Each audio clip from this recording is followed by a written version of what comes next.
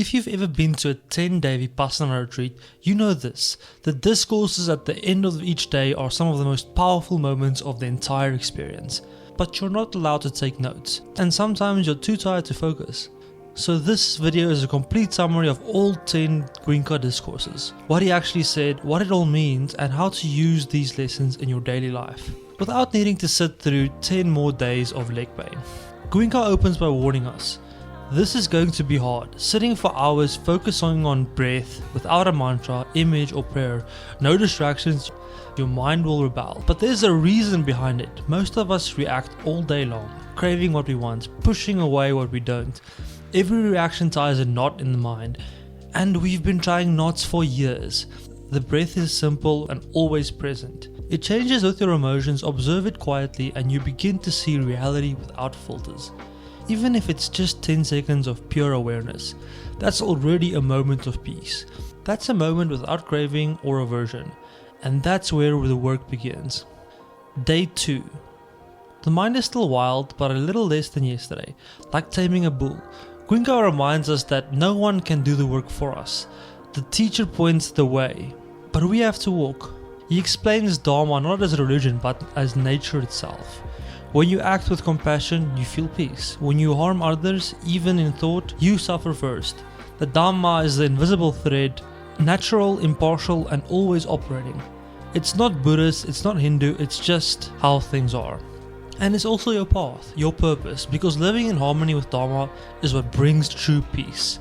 This is karma, but not in a woo-woo way, just cause and effect. To walk the path of Dhamma, the path of truth and inner freedom, you need 3 pillars: Sila, Samadhi, and Panya.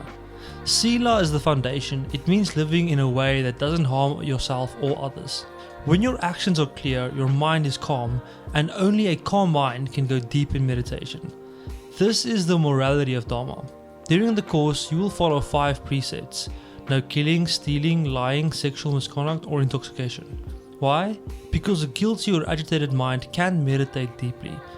With Sila in place, Samadhi, mental concentration, becomes possible. That's why you're watching your breath so closely, to sharpen your mind. A sharp mind sees clearly, a dull one just reacts. And why sharpen it? To eventually develop Panya, wisdom. Real wisdom isn't about clever thoughts, it's seeing things as they really are. That's where we're heading, but only once the mind is steady. That's why Goenka says morality gives you stillness, stillness gives you clarity, and clarity gives you freedom. Day 3. Goenka now prepares you for the heart of the practice, Panya, wisdom. Tomorrow he says you'll begin the real work. But what does wisdom mean here? Your mind is full of invisible landmines, old anger, fear, attachment, hiding in the subconscious. Most meditation just suppresses them. It feels calm on the surface, but the mess is still underneath. Vipassana is surgery. Goenka breaks down 3 types of wisdom. Hearing, so reading books, listenings or teachings. Thinking, logic or analyzing it. And then experiencing, direct feeling in your body. Only the third one can free you. Why? Because right now, even when you're calm, you're still carrying old reactions, hidden habits that live deep in your subconscious. Just knowing about impermanence doesn't help if your body still fears change. Just believing in peace doesn't help if your knee hurts and you still want to scream. But if you can observe that pain, feel it shift and not react, that's Panya, that's healing. Goenka explains the Buddha's discovery. Everything in your body, your mind, even your emotions is made of tiny particles, flashing in and out of existence. You're not solid, nothing is. So that's what you'll begin to feel directly the next day. And that insight is what begins to break the chains of suffering. Not through belief, but through clarity. Day 4. This is the day everything changes. You start scanning the body, part by part, observing any sensations, hot, cold, itchy, painful, pleasant. And the key instruction, don't react, just notice, just observe. Then Goenka instructs one of the most powerful concepts in the entire training, the Sankhara. Every time we crave a nice feeling or hate a painful one, we generate a sankhara, a deep mental impression like a groove in the mind, also thought of as karmic imprints. These sankharas are what keep our suffering alive, repeating the same emotional patterns over and over. But when we observe sensation without reacting, we stop creating new ones and begin to dissolve the old ones layer by layer. We stop planting more seeds of suffering. Instead, we start burning through the old ones. Think of it like this. The pain in your back isn't just pain, it's an old anger. When you feel it fully without reacting, it dissolves. That's why Vipassana works, not because it feels good, but because it shows you the truth of how pain works, and it gives you a way out. So day 5. Goenka now connects what you're doing to Buddha's core teachings, the 4 noble truths. 1. There is suffering. There's no escape from pain, loss, and change. Suffering as a cause. So craving and aversion. Suffering can end when craving ends. There's a path to end it. This is Dhamma. This isn't a philosophy lesson. You feel these truths in your body now. When you itch and don't scratch, you experience craving. When you sit through pain and it fades without you reacting, that's a taste of liberation. The theory becomes real. Goenka also touches on dependent orientation. How we constantly react to sensations, not events. Someone insults you. You think you're mad at them, but really you're reacting to heat in your chest. Understand that, and when you found the secret, freedom doesn't come from changing the world, it comes from changing how you meet it. Day 6. All conditioned things are impermanent. That's the law of nature. You already know that intellectually, but here, in your legs, you feel it. The pain, it's not constant, it pulses, shifts, and breaks apart. The itch fades, the tension softens, the vibrations flow. Impermanence isn't just an idea, it's a sensation. Goenka warns that as your awareness deepens, impurities may arise to the surface. You might feel random sadness or rage. This isn't bad, it means old stuff is leaving. Don't panic, just keep working. Like draining an infected wound, it gets messy before it heals. The deeper you go, the more you see nothing lasts, not even misery. Day 7. By now, many students begin to feel something magical. Subtle vibrations, tingling all over, or even a full body flow of pleasant energy. Goenka says that's beautiful, but don't get attached.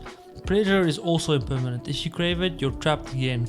Real progress means being equally balanced with all sensations, good, bad, and neutral.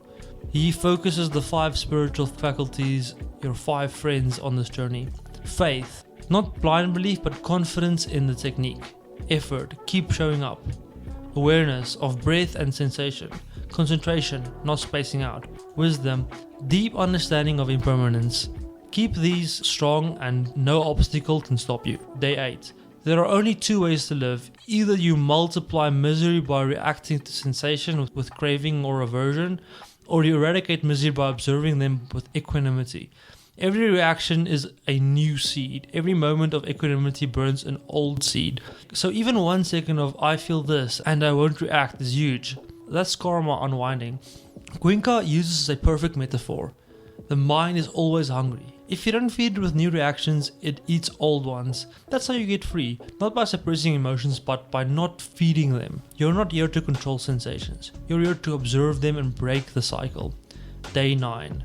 Goenka shifts the focus. Soon you'll go back to the world. Life will throw things at you. Traffic, criticisms, breakups, stress. The real test is whether you stay balanced. When a negative emotion arises, you usually blame others. He made me mad, but the Buddha discovered emotions are tied to bodily sensations. Observe the sensation and the emotion fades. Can't observe the anger itself? Fine, observe your breath. Observe the tightness in your chest. You now have a tool. He also talks about the 10 pramis, the virtues to cultivate in life. Generosity, morality, renunciation, wisdom, energy, patience, truthfulness, determination, loving kindness, and equanimity. Vipassana helps grow them all. But outside the center, life becomes the new training ground. Day 10, the final day. Goenka guides you through metta, loving kindness meditation. After purifying the mind for 9 days, you share your peace with all beings. In this meditation, you're basically saying, may all beings be happy, may all beings be peaceful, may all beings be free. It's not a prayer, it's a vibration, a gift from your heart, freely given. It reminds you This was just the beginning. Now you know how to clean your mind. If you want to stay peaceful, practice daily. If you want to go deeper, sit more courses, serve others, protect your practice. You've just learned the art of living and your journey continues. If you found this video helpful, please like it so it reaches more people, and subscribe to this channel for more videos on mindfulness, psychology and deep transformation. May you be happy, may you be free, may you never forget how to come home to yourself. Real peace to all.